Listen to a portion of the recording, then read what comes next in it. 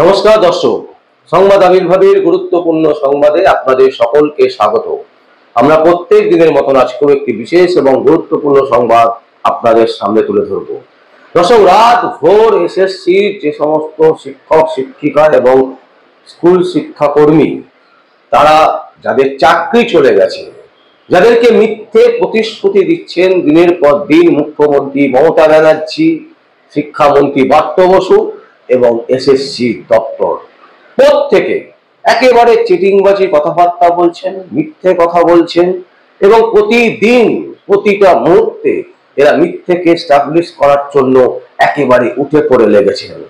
তাদের বিরুদ্ধে প্রতিবাদের জন্য রাত ভোর এই সমস্ত শিক্ষক শিক্ষিকা এবং স্কুল শিক্ষাকর্মী তারা ধর্নায় বসেছেন এসএসসি দপ্তরের সামনে।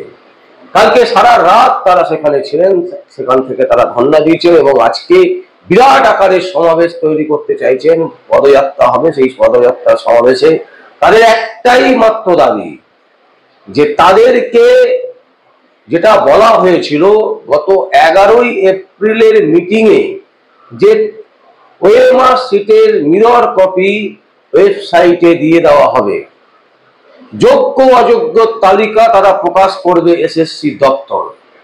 এবং গতকাল ছিল শেষ দিন তালিকা প্রকাশের সময়, কিন্তু তারপরেও এসএসসি দপ্তর থেকে জানানো হয়েছে যে আইনি জটিলতার জন্য তারা নাকি সেই জিনিস প্রকাশ করতে পারছেন না।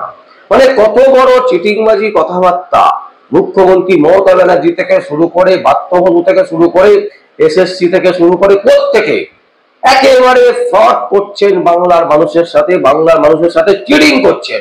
এইবারে উচিত ঘাড় ধাক্কা দিয়ে এসএসসি দপ্তর দখল করা এবং নবান্ন থেকে মুখ্যমন্ত্রীকে রেড়ে করে মাটিতে নামিয়ে আনা।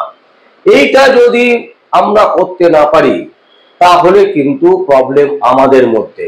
প্রবলেম মুখ্যমন্ত্রী মমতা ব্যানার্জি বা চিটিংবাজদের নয়, প্রবলেম আমাদের।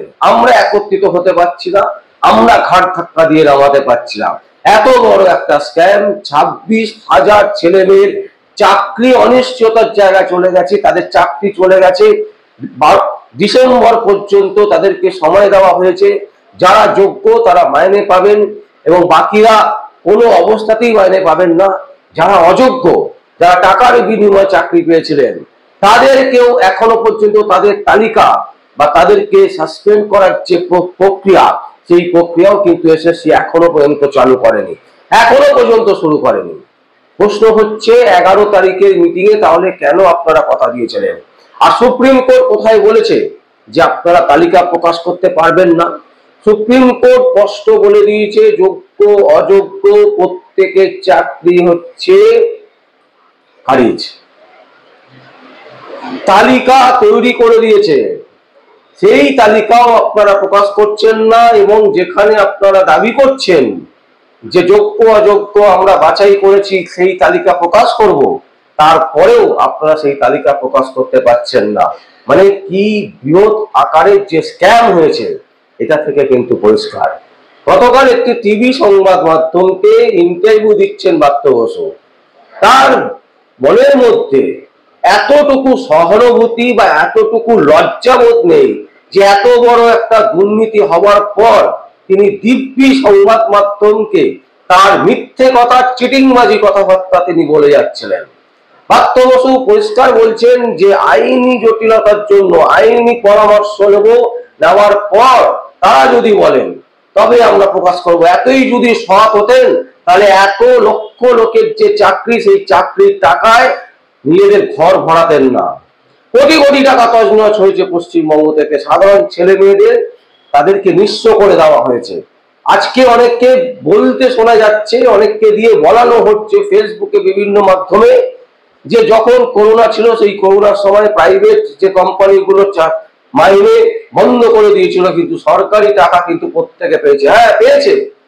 যারা সরকারি টাকা মাইনে পেয়েছেন তারা সরকারি দপ্তরে চাকরি করেন, তারা যোগ্যতার সাথে পরীক্ষা দিয়ে সরকারি চাকরি পেয়েছেন। হ্যাঁ, বিভিন্ন সময় বিভিন্ন কোম্পানি বিভিন্ন রকমের প্রবলেম করে, সেটা ভারতবর্ষের আইনি জটিলতা। ভারতবর্ষ গভর্নমেন্ট এখনো পর্যন্ত সেই জিনিসগুলোকে নিয়ে বসে ঠিক করে উঠতে পারেননি। যে প্রাইভেট কোম্পানিতেও সাধারণ ছেলে মেয়েদের ভবিষ্যতের কথা চিন্তা করতে হবে। এই ধরনের ইনস্ট্রাকশন প্রাইভেট কোম্পানিগুলোকে দিচ্ছে না ইন্ডিয়ান গভর্নমেন্ট। তো এখানে বিশাল বড় প্রবলেম। কিন্তু তার মানে এই নয় যে এত বড় একটা দুর্নীতি হলো, যেখানে মমতা ব্যানার্জি থেকে শুরু করে ব্রাত্য বসু থেকে শুরু করে প্রাক্তন শিক্ষামন্ত্রী প্রত্যেকে চোর চিটিংবাজ, এবং প্রতিদিন প্রতি মুহূর্তে চিটিংবাজি কথাবার্তা বলছেন, সেইগুলোকে আমরা প্রশ্রয় দিই। একে অপরের দিকে কাদা ছোড়া মানে যারা এত বড় একটা দুর্নীতি করলো, যারা চুরি করলো, যারা চিটিংবাজি কথাবার্তা বলছে, তাদেরকে প্রশ্রয় দেওয়া হচ্ছে নাকি?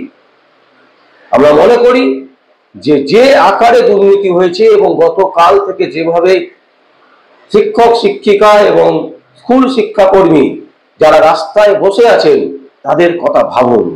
এর আগেও দেখেছি আমরা অভয়াকাণ্ডে প্রচুর ডাক্তার থেকে শুরু করে সাধারণ মানুষ, সমাজকর্মী, বিভিন্ন পেশার মানুষ তারা রাস্তায় নেমেছিলেন, কিন্তু সেই আন্দোলনও কিন্তু ঘুরপথে বকলমে অন্যদিকে চলে গেছে।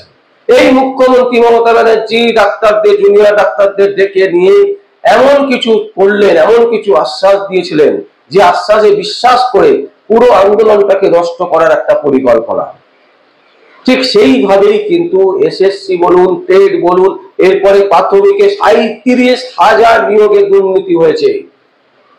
তো সেই নিয়োগ দুর্নীতিতেও কিন্তু কলকাতা হাইকোর্ট স্পষ্ট করে জানিয়ে দিয়েছে পুরো প্যানেলই বাতিল হবে।